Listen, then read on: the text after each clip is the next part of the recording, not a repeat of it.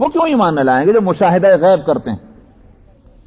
یا رسول اللہ پھر آپ کے صحابہ ہم لوگوں کا ایمان عجب ہوگا۔ فرمایا کیا ہو گیا کہ تم ایمان نہ لاؤ؟ تمہارے سامنے وحی اترتی ہے، تمہارے سامنے قرآن پڑھا جاتا ہے، اور تمہارے سامنے معجزات ہیں نبی کے۔ عرض کہ یا رسول اللہ اللہ ہی کو معلوم۔ آپ نے فرمایا وہ جو تمہارے بعد آئیں گے انہوں نے مجھے نہیں دیکھا، وہ ایمان لائیں گے، ان کا ایمان عجب ہوگا۔ بات وہی ہوئی۔ اس کا مطلب کیا ہوا کہ جس وقت حالات اور ماحول جو ہیں وہ ایمان کے لیے سازگار نہیں ہے، کفر کے لیے سازگار ہے، اس وقت جو ایمان لائے یا ایمان لائے وہ شخص جو ہے وہ ایمان کو محفوظ رکھے، بڑا قیمتی۔ اسی لیے میں کہا کرتا ہوں جو لوگ یہاں یوں کہتے ہیں کہ بھئی اس ملک کے تو حالات ایسے ہیں، ہم کیا کریں، ہم کیا کریں، کیا کریں، میں کہتا ہوں پھر تمہارا کمال ہی کیا ہوا، یا میرا کمال کیا ہوگا؟ پھر اگر حرم شریف کے اندر جا کر بیٹھ کر کے ہم نے نیکیاں کر لی تو بے شک وہ بھی ایک ثواب والی بات ہے، مگر کوئی کمال نہیں، وہاں برائی کیسے ہوگی؟ دیکھنا تو یہ ہے کہ گرد و پیش میں برائیاں ہیں، ناموافقتیں ہیں، کفر کے لیے سازگار ماحول ہے، اس جگہ جو ہے ایمان کی شمع کو روشن کرنا اور اسلام کے جھنڈے کو بلند کرنا، یہی تو دیکھنے کی بات ہے۔ ہم نہ کریں گے تو پھر کون آئے گا؟ فرشتے تو کبھی نہیں آئے دنیا میں یہ کام کرنے کے لیے۔ فرشتوں نے غیبی مدد ضرور کی ہے، مگر مدد کس کی کریں؟ مدد کے یہ معنی تو نہیں ہوتے کہ آپ جا کر بستروں پہ لیٹ جائیں اور فرشتے آ کر خود اپنا وہ کام کر لیں جو آپ کے کرنے کا یا میرے کرنے کا۔ مدد کے معنی یہ ہوتے ہیں کہ میں اور آپ اس جگہ کھڑے ہوں جہاں ہم کو کھڑے ہونا ہے اور ہمارے اندر طاقت نہیں ہے، فرشتے آ کر اس وقت وہ مدد کرنے کا مطلب یہ ہے کہ ہماری مدد اس طرح ہو کہ ہم وہاں کھڑے رہ جائیں۔ یہ نہیں ہو سکتا کہ مدد کے معنی یہ ہو کہ ہم تو جا کر آرام کرتے ہیں اور فرشتے وہ کام کر لیں جو ہمارے کرنے کے۔ اگر ایسا ہوتا تو حضرت محمد صلی اللہ علیہ وسلم اور آپ کے صحابہ اس کے مستحق تھے کہ آپ کو تکلیف نہ پہنچتی، آپ آرام سے گھروں میں ہوتے اور غزوہ بدر اور غزوہ احد سارے فرشتے کر لیتے۔ اس لیے میں نے عرض کیا اس ملک میں ہم کو کام کرنا ہے ایمان کی حفاظت، اسلام کی حفاظت، اسلام کی تبلیغ اور اس کی اشاعت کا، یہ سارے کام ہم کو کرنے۔ ہم نہیں کریں گے، اللہ میں کسی اور انسانوں کو لا کر بٹھا دے گا، لیکن فرشتے کبھی نہیں بھیجو اس نے اس کام کے کرنے کے واسطے۔ تو بہرحال یہ ہے کہ فرمایا کہ ان یتبعون الا الظن وما تهوى الانفس، یہ پیروی کرتے ہیں گمان کی اور جس کا ان کے دل خواہش کرتے ہیں۔ وَلَقَدْ جَاءَهُم مِّن رَّبِّهِمُ الْهُدَىٰ، حالانکہ ان کے پاس ان کے رب کی طرف سے ہدایت آ چکی ہے۔ اگر نہ آئی بھی ہوتی ہدایت، پتہ نہ چلتا رہا ہے حق کیا ہے، پھر اگر غلط رستے پر چلتے کہا جاتا معذور ہے، لیکن عذر بھی نہیں اس وقت۔ ام للانسان ما تمنا، کیا انسان کا کے لیے وہ چیز ہے کہ جس کی وہ تمنا کرتا ہو؟ یہ تو ہوا لفظی ترجمہ، مراد اس سے یہ ہے کیوں صاحب یہ ہو سکتا ہے کہ جس کی تم خواہش کرتے رہے وہ پوری ہو جائے گی؟ تم آنا چاہتے اللہ کے دربار، اللہ کے در پر جانا چاہتے ہو دیویوں کے وہاں استھانوں پر تاکہ تمہاری مرادیں پوری ہو جائیں، کیا تمہاری مرادیں پوری ہو جاتی؟ یہ تو کبھی نہیں ہوا۔ تو پھر اس در کو چھوڑ کر دوسرے دروں پر کیوں جا کر جھکتے ہو؟ ام للانسان ما تمنا فللہ الآخرۃ والأولی، اللہ ہی کی ملکیت میں ہے آخرت بھی اور الاولی سے مراد دنیا، یعنی ساری آخرت اور دنیا کی ضرورتیں اور کامیابیاں اللہ کے اختیار میں ہیں۔ اس لیے اسی ایک در پر کچھ کامیابی حاصل کرنے کے لیے جھکنا چاہیے۔ اس در کو چھوڑ کر دوسرے دروں پر جاؤ گے وہاں کچھ ملے گا نہیں۔ بس آیت نمبر 26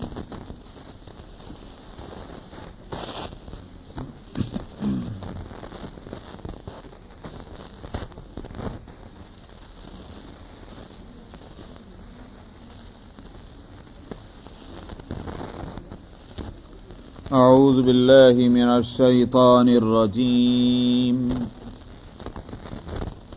بسم اللہ الرحمن الرحیم وَكَمْ مِن مَّلَكٍ فِي السَّمَاوَاتِ لَا تُغْنِي شَفَاعَتُهُمْ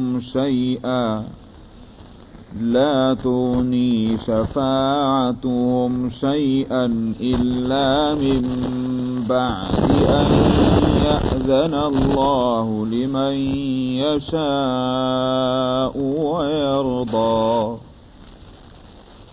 इन्नल्लज़ीन ला युमिनून बिल आखिरति लयुसम्मूनल मलाइकत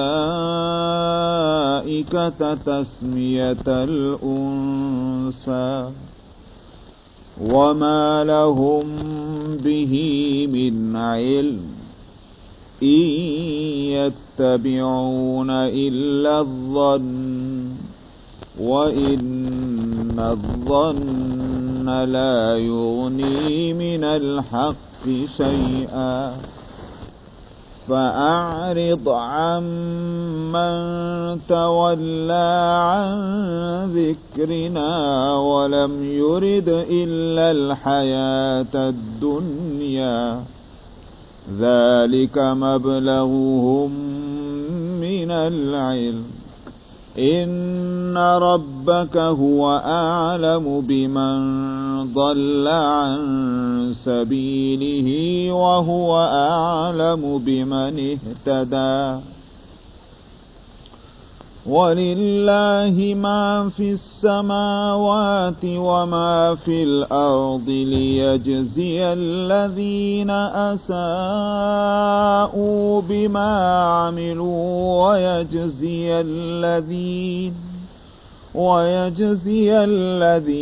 अहसनू बिलहुस्ना الذين يجتنبون كبائر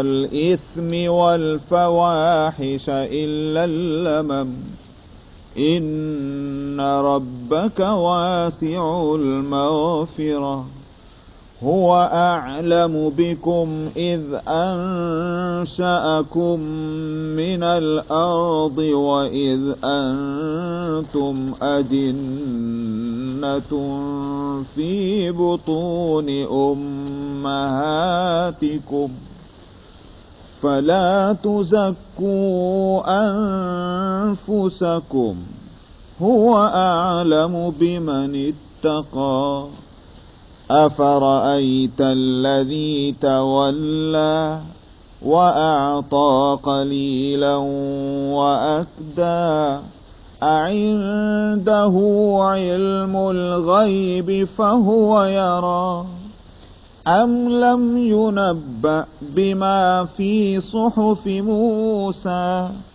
وإبراهيم الذي وفى ألا تزر وازرة وزر أخرى وأن ليس للإنسان إلا ما سعى وأن سعيه سوف يرى ثم يجزاه الجزاء الأوفى وأن إلى ربك المنتهى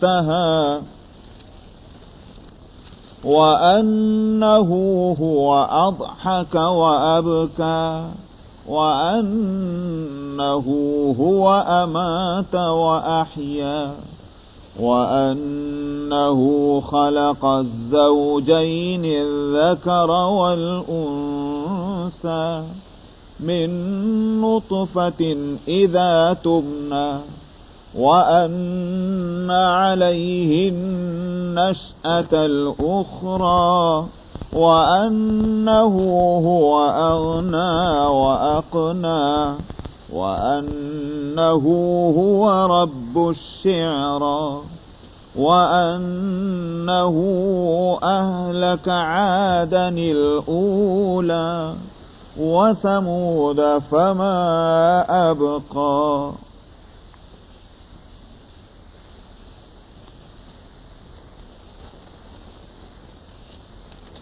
صدق الله العظيم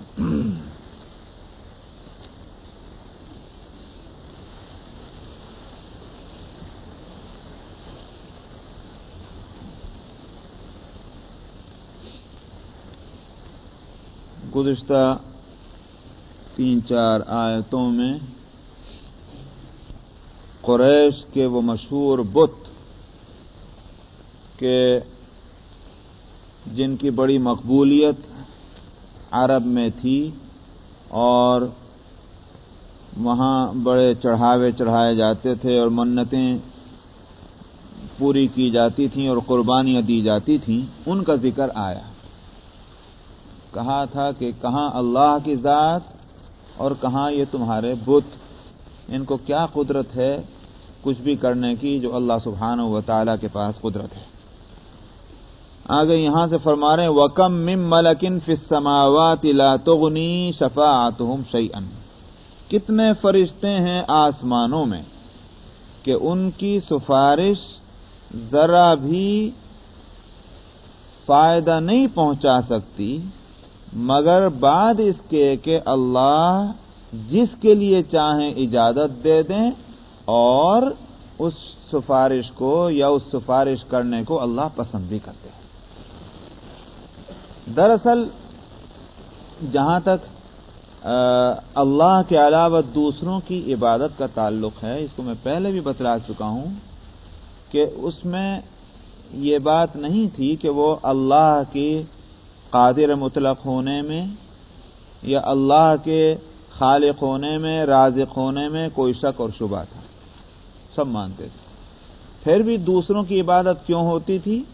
اس لیے کہ قرآن حکیم میں خود ان کے اس عقیدے کو نقل کیا تھا کہ قالوا وَيَقُولُونَ هَؤُلَاءِ شُفَعَاؤُنَا عِندَ اللَّهِ، یوں کہتے ہیں کہ یہ سارے کے سارے ہمارے اللہ کے پاس سفارشی ہیں. ایک اور جگہ ان کا قول نقل کرتے ہوئے فرمایا تھا کہ مَا نَعْبُدُهُمْ إِلَّا لِيُقَرِّبُونَا إِلَى اللَّهِ زُلْفَىٰ، ہم اس لیے ان کی عبادت کرتے ہیں کہ یہ ہمیں اللہ سے قریب کر دیتے ہیں. براہ راست جو اعلیٰ درجے کا افسر ہے سب سے اوپر باس، اس کے پاس رسائی نہیں ہو سکتی، تو اب کیا کرتے ہیں کہ جو نیچے کے جو افسران ہیں ان کا دامن پکڑ لیتے ہیں، ان کے واسطے سے وہاں تک پہنچ جاتے ہیں. پہنچنا تو وہاں تک ہے، ان تک نہیں، مگر ان کی خوشامد کرنی پڑتی، ان کو راضی رکھنا پڑتا ہے، کچھ دعوت واوت بھی کرنی پڑتی ہے ان کی کہ بھائی راضی ہو جائیں تو ہمیں وہاں تک لے جائیں گے. یہ تھی وہ صورت کہ ما نعبدهم الا ليقربونا الى الله زلفا، ہم صرف اس لیے کہ اللہ سے ہم کو قریب کر دیں اور اللہ کے یہاں ہمارے سفارشی بن جائیں، تب اس لیے ہم ان کی خوشامد کرتے ہیں.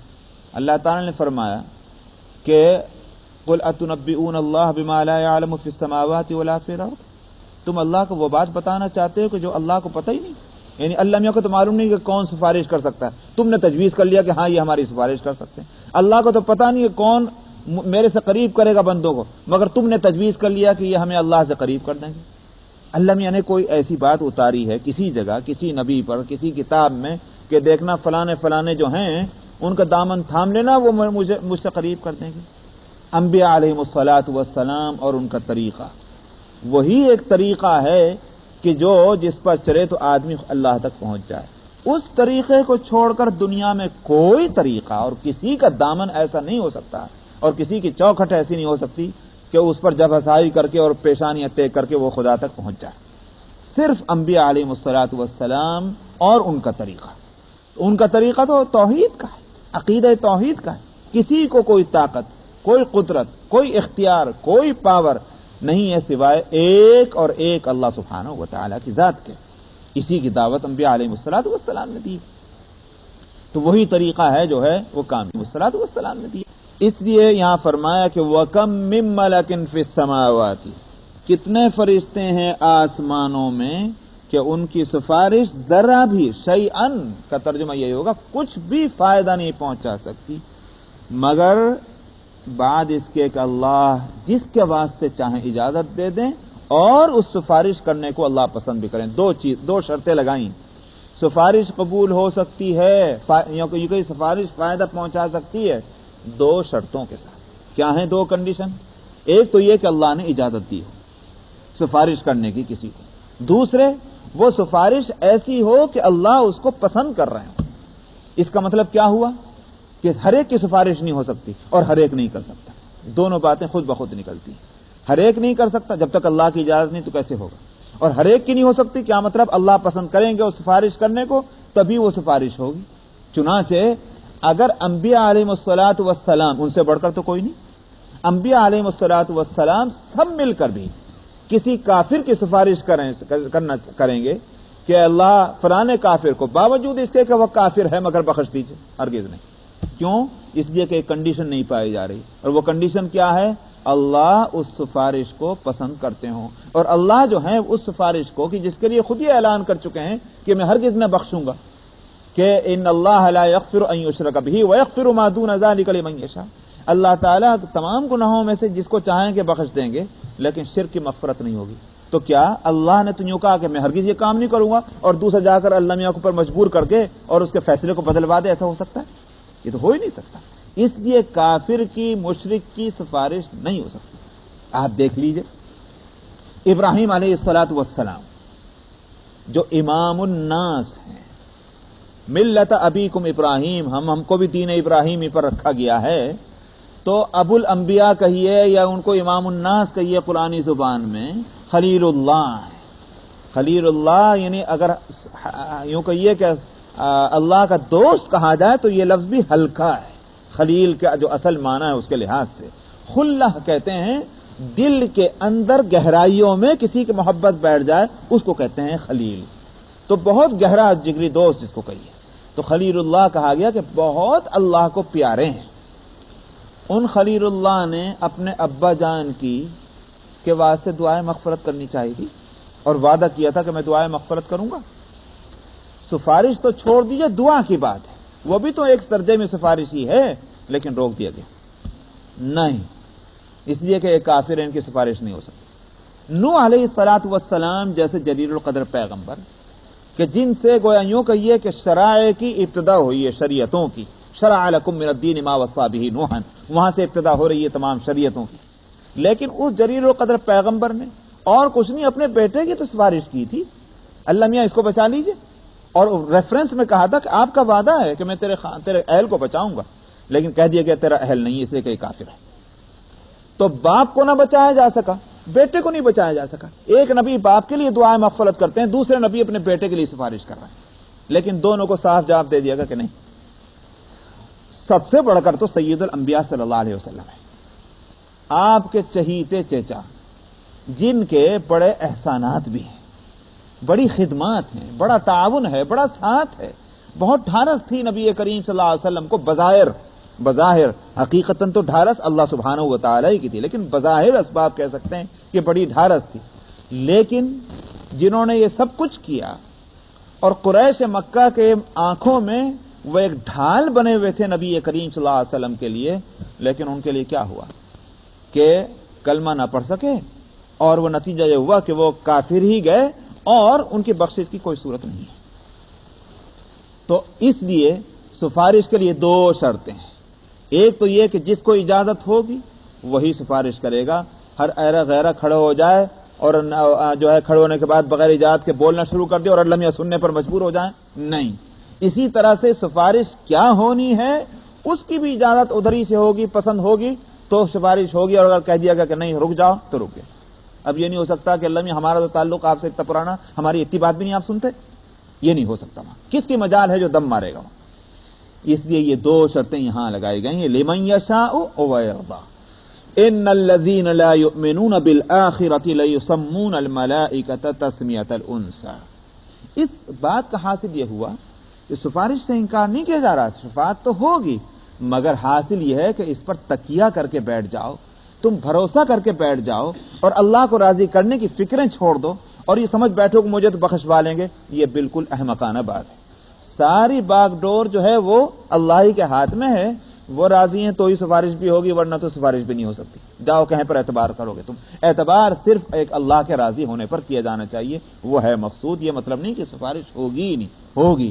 انبیاء علیہ الصلوۃ والسلام میں سب سے بڑھ کر نبی کریم صلی اللہ علیہ وسلم کی شفاعت کبریٰ ہے، ماں باپ کی اولاد کے حق میں، اولاد کے ماں باپ کے حق میں، استاد کے شاگردوں کے حق میں، شیخ کے اپنے مریدین کے حق میں، یہ سفارشوں کا تذکرہ ہے موجود روایتوں میں، لیکن بلا شرط نہیں ہوگی۔ کہا یہ جا رہا ہے کہ بلا شرط نہیں ہوگی، شرطوں کے ساتھ ہوگی، تو وہ شرطیں پوری کر لو دنیا میں، پھر دیکھی جائے گی۔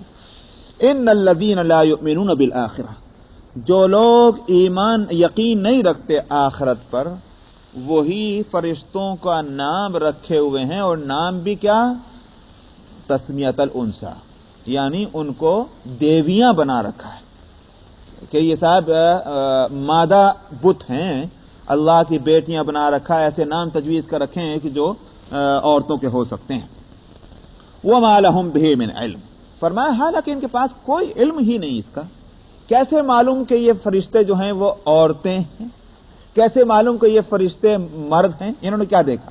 کہاں سے ان کو یہ اطلاع ملی؟ کسی کو بھی تو پتہ نہیں کہ فرشتے، آپ بتا دیجئے الحمدللہ کہ ہمارے پاس مکمل ترین شریعت کا علم موجود ہے، ایسا کسی بھی امت کے پاس نہیں۔ کوئی بتا سکتا ہے کہ فرشتے نر ہیں کہ مادہ؟ یہ علم نے تو کسی کو نہیں دیا گیا، اس لیے فرمایا کہ انہوں نے کہاں سے تجویز کر لیا کہ یہ فرشتے جو ہیں وہ مؤنث ہیں اور ان کو دیویاں بنا رکھا ہے۔ فرمایا کہ ان یتبعون الا الظن، یہ صرف اٹکل پچو کے پیچھے چل رہے ہیں، گمان ہے، گمان قائم کر لیا اور اسی کو اپنا دین بنا لیا۔ وَإِنَّ الظَّنَّ لَا يُغْنِي مِنَ الْحَقِّ شَيْئًا، اور گمان جو ہے وہ حق کے معاملے میں ذرا کام نہیں آ سکتا۔ حق کے لیے یقینی چیز چاہیے، اسی لیے میں شک اور شبے کی بنیاد پر کوئی آپ مذہب بنا لیں یا مذہب کا کوئی اصول تجویز کر لیں یا کسی چیز کو عقیدہ بنا لیں، اس کا سوال ہی پیدا نہیں ہوتا۔ یہی بالکل ٹھوس اور سالڈ چیز ہونی چاہیے عقیدے کے واسطے۔ اب ان سے جا کر پوچھو کرسچن سے کہ 3 1 1 3، بھائی سمجھا تو دو، کہنے کہ اس سے زیادہ ہم بھی نہیں کہہ سکتے ہے۔ یہ کیسا عقیدہ ہوا؟ عقیدہ تو وہ ہے کہ جس کو تم عقلی دلیل سے، نقلی دلیل سے ثابت کر کے بتاؤ۔ ہماری دماغ، ہمارا فکر جو بھی ہے اس کو قبول کر لے، اللہ ایک ہے، اس کو جس دلیل سے پوچھنا چاہو اس دلیل سے بتایا جا سکتا ہے۔ نقلی دلیل سے ہر کتاب میں جو آسمان سے اتری موجود ہے، آج بھی بائبل کے اندر موجود ہے اللہ کی وحدانیت کا مسئلہ، جس کو اتنا کچھ بدلا جا چکا ہے، قرآن میں موجود ہے۔ تو نقلی دلیل چاہیے وہ لے لو، عقلی دلیل چاہیے تو وہ لے لو، ہزاروں دلیل اللہ کے ایک ہونے کی موجود ہے، مگر 3 1 اور 1 3 اس کی کوئی دلیل نہیں، سوائے اس کے کہ تم یوں ہی کہو گے ایسے ہی سنتے چلے آ رہے ہیں۔ اس کو عقیدہ نہیں کہہ سکتے۔ عقیدے کے لیے یقینی دلیل چاہیے، ظنی نہیں۔ اس لیے فرمایا کہ وَإِنَّ الظَّنَّ لَا يُغْنِي مِنَ الْحَقِّ شَيْئًا، تو ان معبودان باطل کو تم نے اللہ کے لیے اپنے قرب کا ذریعہ بنایا، اللہ کے یہاں سفارشی بنایا، اس کے لیے دلیل چاہیے تھی۔ بغیر دلیل کا یہ عقیدہ نہیں بن سکتا، اور حالانکہ تمہارے پاس صرف ظن ہے، گمان ہے، اس کے سوا اور کچھ نہیں۔ فَأَعْرِضْ عَمَّنْ تَوَلَّى عَنْ ذِكْرِنَا وَلَمْ يُرِدْ إِلَّا الْحَيَاةَ الدُّنْيَا۔ نبی کریم صلی اللہ علیہ وسلم سے فرمایا جا رہا ہے کہ آپ بے توجہ ہو جائیے ان سے کہ جنہوں نے ہمارے ذکر سے غفلت برتی ہوئی ہے اور دنیا کی زندگی کے سوا ان کو کچھ اور نہیں چاہیے۔ ایک ہی مقصود ہے ان کا، ساری تگ و دو، ساری بھاگ دوڑ، سارا سوچ اور وچار اور ساری اپنی توانائی اور انرجی ایک ہی چیز پر خرچ کرتے ہیں، وہ ہے دنیا۔ یہی ایک ترازو ہے جس میں وہ کامیابیوں اور ناکامیابیوں کو تولتے ہیں۔ دنیا کے اعتبار سے کس کی زندگی اچھی سمجھتے ہیں بہت کامیاب، دنیا کے اعتبار سے کس کی زندگی تکلیف میں سمجھتے ہیں ناکام۔ یہی ایک ترازو ہے، یہی ایک معیار ہے، یہی ان کی سوچ اور وچار کا میدان ہے، اس کے سوا اور کچھ نہیں۔ ایسے لوگوں کو کہاں دین کی بات سمجھنا ہے؟ آپ ان سے کہیے کہ یہ راستہ کامیابی کا، ان کو سمجھ میں نہیں آئے گا، اس لیے کہ وہاں جو جس کو کامیابی کہی جا رہی ہے وہ ان کی اپنی سمجھ کے اعتبار سے تو ناکامی ہے۔ نہ کھانے کو ان کے پاس، نہ پہننے کو ان کے پاس، نہ عیش و عشرت کا سامان ان کے پاس، شام کو مل گیا تو صبح کی غائب اور صبح کا مل گیا تو شام کا غائب ہے، لیکن اب وہ اس میں اپنی کھال میں مگن ہے۔ اس کو کامیابی کیسے کہا جائے گا؟ وہ کامیابیاں ہزار فکروں کے باوجود، ہزار غموں کے باوجود اسی کو کامیابی سمجھتے ہیں کہ دنیا کا سامان کتنا، حالانکہ اتنے فکرات اس کے ساتھ لگے ہوئے ہیں، اتنے گویا جان جوکھوں میں ڈالے ہوئے ہیں وہ اس کی وجہ سے، مگر سمجھتے ہیں کامیابی یہی ہے۔ اس لیے فرمایا وَلَمْ يُرِدْ إِلَّا الْحَيَاةَ الدُّنْيَا ذَلِكَ مَبْلَغُهُم مِّنَ الْعِلْمِ۔ ان کے علم کی انتہا بس یہی ہے، ساری جو ہے جو کچھ ڈگریاں جمع کر رہے ہیں، جو کچھ مطالعہ ہے، جو کچھ اسٹڈی ہے، جو کچھ سوچ اور وچار ہے، جو کچھ ہاتھ اور پاؤں کا مارنا اور چلانا ہے، وہ صرف دنیا کی زندگی کے واسطے ہے۔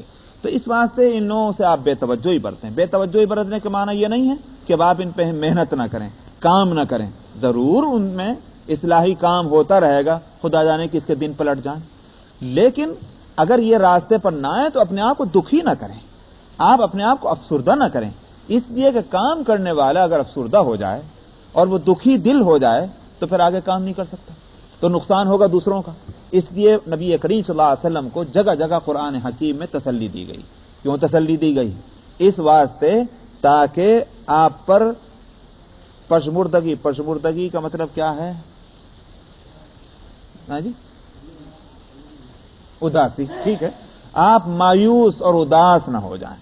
مایوسی اور اداسی جو ہے انسان کی ہمتوں کو پست کر دیتی، جب ہمت پست ہو گئی آگے کام نہیں ہوگا۔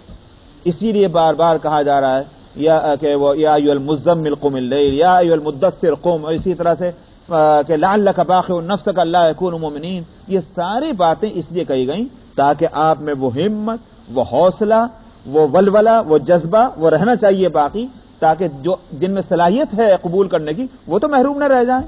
اگر نبی اسی طرح سے چادر اوڑھ کر لیٹ جائیں گے اور کئی دن کے بعد ان کی ذرا طبیعت ٹھکانہ ہوگی تب اٹھ کے جائیں گے کام کرنے کے لیے، تو ان ظالموں کی وجہ سے نبی دکھی ہوئے اور بیچارے جن کے اندر صلاحیت تھی قبول کرنے کی وہ محروم رہ گئے۔ اس واسطے یہاں بھی تسلی دی گئی، فرمایا بے توجہ ہو جائے، مطلب اپنے کو دکھی نہ کیجئے ان کی وجہ سے کہ جن کا مبلغ علم، ایک طرف تو نبی کو تسلی دینی ہے اور دوسری طرف ایسے موقع پر دوسرا پہلو یہ ہوتا ہے کہ خود ان پر بھی ڈانٹ اور پھٹکار ہے کہ بدبختو تمہارے جو سوچ وچار بھاگ دوڑ کا سارا میدان یہ دنیا، تم اس قابل ہی نہیں ہو کہ تمہیں منہ لگایا جائے، تم سمجھتے ہو کہ اپنے آپ کو بڑے ترم خاں اور بڑے عقل مند، لیکن حقیقت یہ ہے کہ تم اس قابل نہیں ہو کہ تمہارے تعلق سے نبی کو یہ بھی کہا جائے کہ جاؤ مل لو جا کر کے، تم اس قابل بھی نہیں ہو۔ تو اس کے معنی یہ ہو گیا کہ دنیا میں جو لوگ اپنے آپ کو کامیاب سمجھتے ہیں یا جن لوگوں کے تعلق سے دوسرے لوگ کامیابی کا خیال کرتے ہیں، اللہ کے یہاں ان کی کوئی کامیابی نہیں ہے۔ کامیابی کا مدار ہے انسانیت، انسانی اخلاق، انسانی رتبہ اور درجے کی بلندی، یہ ہے تو سب کچھ ہے۔ فرمایا کہ ان ذالک مبلغهم من العلم، یہی ان کی نالج اور علم کی انتہا ہے۔ ان ربک هو اعلم بمن ضل عن سبیلہ، بلا شبہ آپ کا رب خوب جانتا ہے اس کو کہ جو اس کے راستے سے بھٹک چکا، اور وہی خوب جانتا ہے اس کو کہ جس نے راہ پا لی ہے۔ اس لیے اللہ کے حوالے کر دیجئے کون جو ہے وہ ہدایت پاتا اور کوئی نہیں پاتا، آپ کا کام جتنا ہے اتنا کرتے رہیں، آپ کی ذمہ داری یہ نہیں گردن پکڑ کر کے لوگوں کو جہنم سے جنت میں لے کر جائیں۔ وَلِلَّهِ مَا فِي السَّمَاوَاتِ وَمَا فِي الْأَرْضِ، فرمایا اور اللہ ہی کی ملکیت ہے جو کچھ آسمانوں میں ہے اور جو کچھ زمین میں ہے، یعنی وہی بات جو مضمون وہاں سے شروع کیا تھا کہ وَكَم مِّن مَلَكٍ فِي السَّمَاوَاتِ، یا اس سے پہلے فَلِلَّهِ الْآخِرَةُ وَالْأُولَى، کسی کو اختیار نہیں، آخرت اور دنیا کے سارے اختیارات اللہ سبحانہ و تعالیٰ کے پاس ہیں۔ پھر اسی کو یہاں دہرایا جا رہا ہے، للہ ما فی السماوات وما فی الارض، اللہ ہی کی ملکیت ہے جو کچھ آسمانوں میں ہے اور جو کچھ زمین میں ہے۔ لیجزی الذین اساءوا بما عملوا، تب کیا ہونا چاہیے؟ فرمایا کہ تاکہ وہ جزا دے ان کو کہ جنہوں نے عملی برائیاں کی ہیں، اعمال کی برائیوں میں جو مبتلا ہوئے ان کو اللہ بدلہ دے، اور اسی طرح بدلہ دے ان کو جنہوں نے نیکیاں کی ہیں۔ احسنوا بالحسنى، یہ دو لفظ لائیں، ورنہ یوں بھی ہوتا کہ جنہوں نے نیکی کی ہے، لیکن یہ دو لفظ ہیں، احسنوا بالحسنى۔ اس کا مطلب کیا ہوا؟ مطلب یہ ہے کہ نیکی کو کیا نیکی کے طریقے پر۔ بعض کام اچھے ہوتے ہیں، اپنی ذات سے اچھے ہیں، مگر اگر اس کو اچھے طریقے پر اور معیار کے مطابق نہ کیا گیا تو پھر کوئی ذمہ داری اس بات کی نہیں ہے کہ اس کی جزا ملے گی۔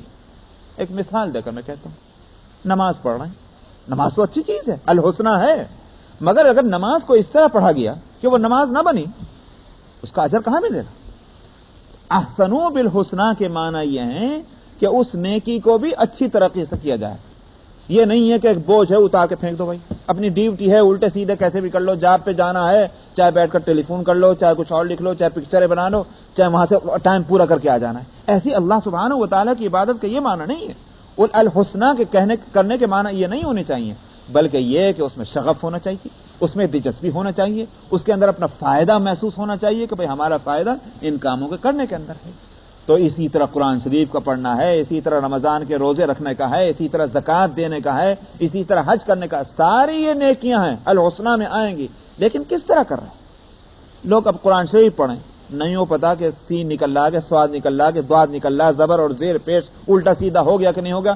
دنیا کے ہر زبان ہم سیکھنے کی فکر کرتے ہیں، بڑا فخر ہم کو اس بات پر ہوتا ہے ہمیں 2 آتی ہیں، ہم کو 3 آتی ہیں، ہم کو 4 آتی ہیں، ہم کو 5 آتی ہیں۔ اے بندے خدا کے قرآن شریف کی فکر کی کہ نہیں کی؟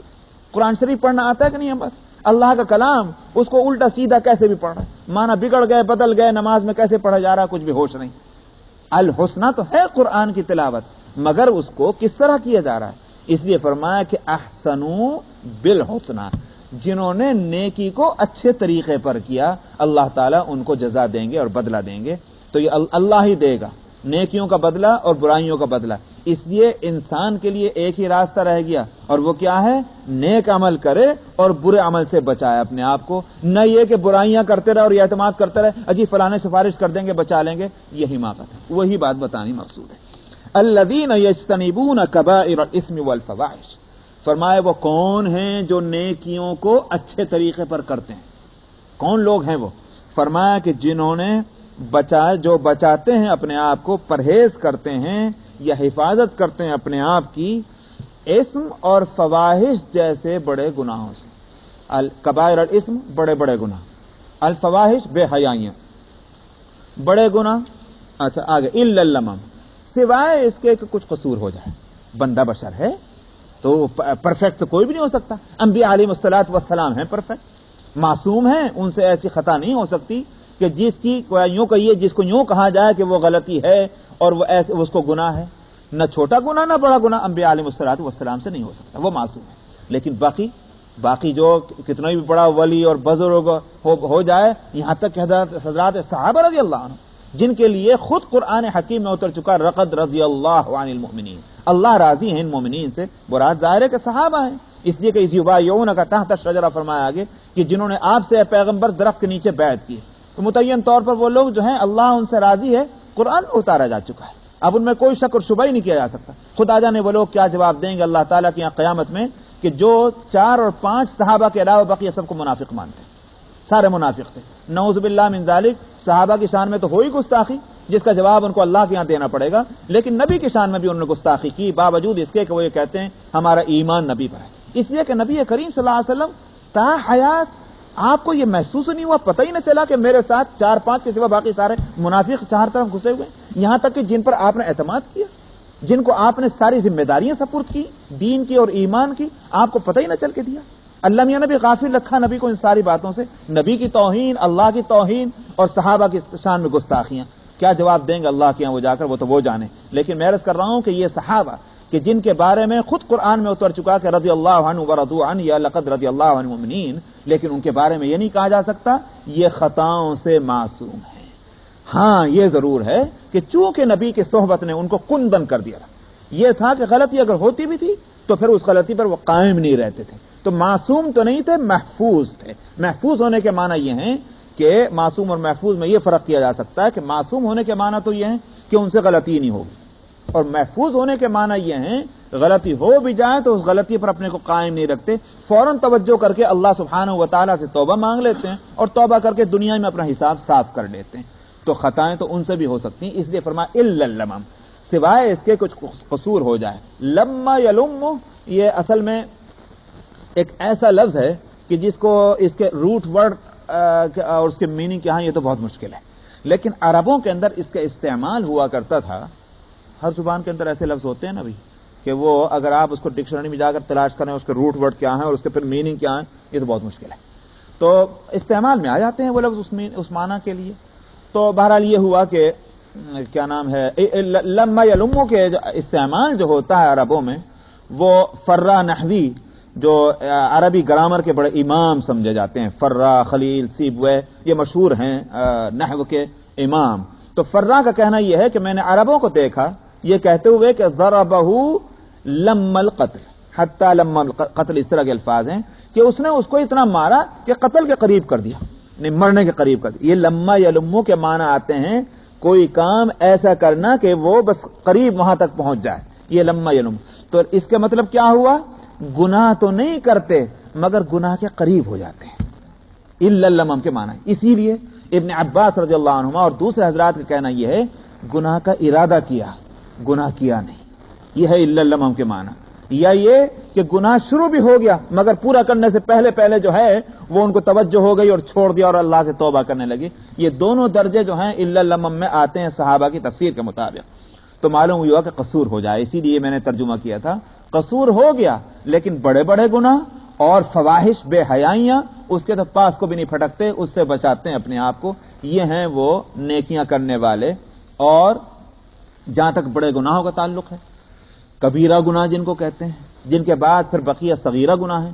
کبیرہ گناہ دراصل ان گناہوں کے تعلق سے کہا جاتا ہے کہ جن کا قرآن حکیم میں یا تو یہ کہ ان کو حرام کہہ دیا گیا، یہ حرام ہے، حرمت علیکم فلاں فلاں فلاں، مثلا یہ حرام ہو گیا. اب اگر کوئی شخص وہ عمل کرے گا تو ظاہر ہے کہ وہ کبیرہ گناہ ہو، یا اللہ سبحانہ و تعالی نے اس پر لعنت کی ہو اس عمل کے اوپر تو بھی وہ کبیرہ گناہ ہو جائے گا، یا اللہ سبحانہ و اس عمل کے اوپر یا اس عمل کے کرنے والوں کے اوپر. اسی طرح سے اللہ سبحانہ و تعالی نے اگر آخرت کی سزا مقرر کی ہے کسی عمل کے تعلق سے، وہ عمل بھی کبیرہ گناہ ہو جائے گا. یا دنیا و آخرت میں عذاب کی خبر دی ہو کہ صاحب ایسا عمل کرنے والوں پر اللہ کا عذاب آیا تھا، وہ بھی کبیرہ گناہ ہو جائے گا. تو باقی دوسرے جو ہیں وہ کبیرہ گناہ نہیں ہوں گے، حرام نہیں کہے جائیں گے اور اس سے نیچے کا درجہ ہوگا، لیکن ان صغیرہ گناہوں سے وہ بھی کبیرہ بن سکتے ہیں. چھوٹے چھوٹے گناہ جن کو کہا جاتا ہے وہ بھی کبیرہ بن سکتے ہیں دو صورتوں میں. ایک تو یہ کہ وہ اتفاق سے جو ہیں، غفلت سے یا اتفاق سے بلا ارادہ نہیں ہوا، بلکہ ارادہ کر کے اور جان بوجھ کر کے دین کے اس مسئلے کی توہین کرتے ہوئے کوئی عمل کیا جائے، جس کو عربی میں کہا جاتا ہے استخفاف، یعنی اس کو ہلکا سمجھتے ہوئے کرنا، کوئی عذر نہیں، کوئی مجبوری نہیں، مگر اس کو کیئر نہیں کرتا. سمجھ میں آیا؟ کوئی اس کو خیال نہیں ہے اس بات کا کہ گناہوں سے بچنا چاہیے، کرتا ہے جان بوجھ کر اس کام کو، اس کو کہتے ہیں استخفاف، یہ کبیرہ گناہ بن جاتا ہے. یا علماء کا یہ بھی کہنا ہے کہ صغائر اگر مسلسل ہوتے رہے، کوئی صغیرہ گناہ ہے کنٹینیو کیے جا رہا رکتا ہی نہیں اس سے، پھر آخر کار یہ بھی جا کر کے کبیرہ بن جائے گا. اسی لیے حضرت تھانوی رحمۃ اللہ علیہ بڑی اچھی بات کہا کرتے تھے، فرماتے تھے کہ صغیرہ گناہ جن کو کہا جاتا ہے کہ بھئی یہ مکروہ ہے، بعض لوگ پوچھا کرتے ہیں نا، اجی یہ حرام ہے کہ مکروہ ہے؟ اے بندہ خدا کے کہیں کو پوچھتے ہیں؟ اگر حرام اور مکروہ کا مقابلہ ہے اور تم یوں سوچنا چاہتے ہو کہ حرام سے بچ جائیں، مکروہ اگر ہو جائے تو کوئی بات نہیں، تب تو ٹھیک ہے. لیکن اگر تم اس لیے پوچھنا چاہتے ہو کہ جائز اور مکروہ کا مقابلہ ہے اور جائز کو چھوڑ کر مکروہ لے لو گے تو یہ غلط ہے. اس لیے کہ مکروہ گناہ تو ہے، ناپسندیدہ چیز جو اللہ کے پاس ہوگی اسی کو جو ہے مکروہ یا ناجائز اور حرام کہا جائے گا. یہ نہیں ہو سکتا کہ اللہ کو کچھ چیزیں پسند ہے اور کچھ چیزیں ناپسند ہیں اور کچھ کے بارے میں پتہ ہی نہیں چل رہا کہ اللہ کو پسند ہے کہ ناپسند ہے. ایسی کوئی صورت نہیں. ساری چیزیں جو ناپسند ہیں اللہ کو، ان کو ممنوع قرار دیا گیا.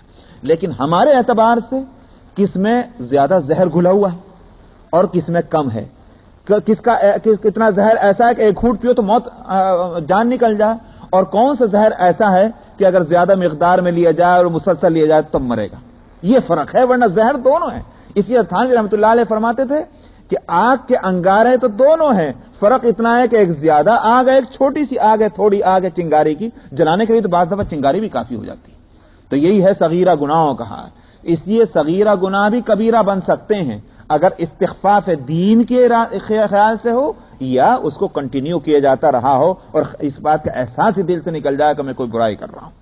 تو فرمایا کہ الا لمم ان ربک واسع المغفرہ، یہ صغائر کی معافی جو ہے اللہ کے ہاں وہ کوئی اس لیے نہیں کہ وہ گناہ نہیں ہے، بلکہ اس لیے کہ اللہ واسع المغفرہ ہے. اس واسطے ان کی معافی ہو جائے گی کہ اللہ تعالیٰ نہیں چاہتے ہیں کہ تنگی ہو ان لوگوں کے اوپر. بندے بشر ہیں، نفس لگا ہوا ہے، شیطان لگا ہوا ہے، پھر ماحول بھی بعض دفعہ ناموافق ہوتا ہے. ان تین مجبوریوں کے ساتھ اگر چھوٹی موٹی غلطی ہو جائے اللہ تعالیٰ معاف فرما دیں گے. تو واسع المغفرہ ہونے کی وجہ سے جو ہے چھوٹے گناہ معاف ہوں گے، نہیں ہے کہ وہ گناہ ہی نہیں رہا. هو اعلم بكم اذ انشأكم من الارض واذ انتم اجنة في بطون امهاتكم. وہ جو سفارش سے روکا گیا تھا، وہ سفارش کے تعلق سے جو بات کہی گئی تھی کہ بلا شرط سفارش نہیں ہو سکتی، لہذا اس پر اعتماد نہیں کیا جا سکتا. یہاں ایک اور اصول اس تعلق سے فرما رہے ہیں اللہ ہی وہ ہے کہ جو تم سے خوب ہی باخبر ہے اس وقت سے کہ جب کہ تم کو زمین سے اس نے پیدا کیا تھا اور جب تم چھپے ہوئے تھے، جنین تھے اپنی ماں کے پیٹ میں. جنین کہتے ہیں نا اس کو، کیا نام ہے، جو بچہ ماں کے پیٹ میں ہے، رحم میں ہے، اس کو جنین کہتے ہیں. جنین اسی واسطے کہتے ہیں، جن یا جنوں کے معنی آتے ہیں چھپنے کے. فلما جن علیہ اللیل، جب رات جو ہے وہ اندھیری ہو گئی تو اس کا مطلب یہ ہر چیز چھپ گئی. تو جن، اسی لیے جنات اسی لیے کہتے ہیں کہ وہ آنکھوں سے نظر نہیں آتے، چھپے ہوئے ہیں. تو جنین اس بچے کو کہتے ہیں جو ماں کے پیٹ کے اندر ہے، چھپا ہوا ہے.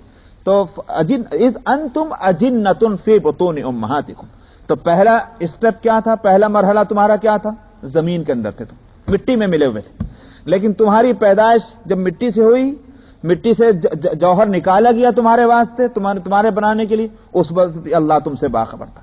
پھر ماں کے پیٹ میں آئے، اس وقت بھی اللہ تم سے باخبر تھا۔ مٹی سے پیدا ہونے کے دو معنی ہیں یا تین معنی کہہ سکتے ہیں۔ ایک تو یہ کہ واقعتاً ہر انسان کی تخلیق کی ابتدا جو ہے وہ مٹی کے جوہر سے ہوتی ہوگی، اب وہ کس طرح ماں کے پیٹ میں پہنچتا ہے اللہ کو معلوم، ہم کیوں اس بات کی طرف جائیں۔ نمبر ایک تو اس کو یوں بھی مانا جا سکتا ہے۔ نمبر دو یہ ہے کہ آدم علیہ الصلوۃ والسلام کی پیدائش مٹی سے ہوئی اور ہم اولاد آدم ہیں، ہماری اصل بھی مٹی بن جائے گی، جو باپ کی اصل ماں کی اصل وہی اولاد کی اصل۔ نمبر تین یہ ہے کہ نطفے سے یوں کہیے کہ اس پانی کے ان قطروں سے جس کو ماء مہین کہا گیا، اس سے پیدائش ہوتی ہے انسان کی، اس کو سب مانتے ہیں، ہر جاندار کی۔ لیکن سوال یہ کہ وہ پانی کیسے بنتا ہے؟ غذاؤں سے۔ غذائیں کہاں سے آتی ہیں؟ زمین سے۔ تو آخر اصل پھر بھی انسان کی زمین ہی نکلی کہ زمین سے غذائیں تیار ہوتی ہیں، غذاؤں سے وہ جوہر تیار ہوتا ہے اور اس جوہر سے آخرکار پھر ایک نئی مخلوق تیار ہوتی ہے۔ تو فرمایا کہ اس وقت بھی ہم باخبر تھے جب تم مٹی میں ملے ہوئے تھے، اور اس وقت بھی جب تم اپنی ماؤں کے پیٹوں میں چھپے ہوئے تھے۔ فلا تزکوا انفسکم، یہاں بتلانا کیا ہے؟ بتلانا یہ ہے کہ کیا یہ علم دوسروں کو ہے کہ جن کو بلا شرط اس بات کا اختیار دے دیا جائے گا کہ ہاں تم جس کی چاہے سفارش کر لو، اور وہ جانتے ہوں کہ اس سفارش کا حقدار ہے کہ نہیں، اس کی سفارش کی جانی چاہیے کہ نہیں کی جانی چاہیے؟ یہ ظاہر ہے کہ یہ کسی کو علم نہیں، یہ اللہ ہی کو علم ہے، اسی لیے اللہ کو اختیار ہے کس کو سفارش کی اجازت دیں گے اور کس کو نہیں۔ نمبر ایک اور نمبر دو فرمایا فلا تزکوا انفسکم، زیادہ مت بنو، اس کا ٹھیک اردو میں ترجمہ یہی کیا جائے، اپنے آپ کو زیادہ مت بنو، اپنی پاکی اور صفائی زیادہ مت بیان کرو کہ میں تو یوں ہوں، میں تو وہ ہوں۔ خوب اللہ جانتے ہیں، اللہ سے کیا چھپاؤ گے تم؟ میں اپنے آپ کو آپ سے چھپا سکتا ہوں، آپ مجھ سے چھپا سکتے ہیں، اللہ سے تو نہ میں چھپا سکتا ہوں نہ آپ چھپا سکتے ہیں۔ معاملہ اللہ سے پڑھنا ہے، اس لیے اپنی نیکی اور اپنی صفائی اور ستھرائی کے دعوے یہ اللہ کے مقابلے میں تو نہ چلیں گے۔ اپنے آپ کو صاف ستھرا کرو، دعوے کرنے سے اپنے آپ کو محفوظ رکھو۔ فرمایا فلا تزکوا انفسکم، اپنی پاکی مت بیان کرو، هو اعلم بمن اتقى، وہ خوب جانتا ہے کہ کون ہے تقوی والا۔ بس یہیں رکھ دیں، اس کے اور مضمون چلے، وقت بھی آ رہا ہے۔